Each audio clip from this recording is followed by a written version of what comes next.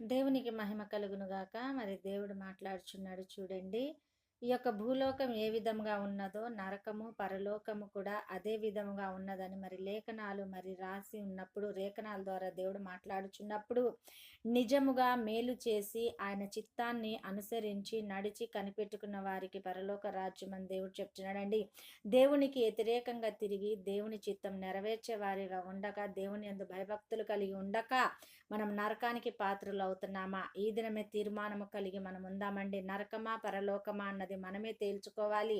మనం నరకానికి వెళ్ళాలంటే ఏమి చేయొద్దండి. పరలోకానికి వెళ్ళాలంటే దేవుడు మాట వింటూ దేవుణ్ణి అనుసరించి నడిస్తే పరలోక రాజ్యం మనదని చెప్పేసి దేవుడు చెప్తున్నాడండి. ఎందుకంటే ఆఖరి రక్తపు బొట్టు వరకు మన కొరకు దారపోసి మన నిల్లు పెట్టి కొనుక్కొని ఉన్నాడు కాబట్టి మనందరం హాయ్ కూడా గాయ్స్. పరలోకానికి మరి వారసులు అని చెప్పేసి దేవుడు చెప్తున్నప్పుడు ఆ వారసత్వం మనం కోల్పోయే విధంగా ఉండక పరలోకానికి మనం చేరువ అవుదామండి.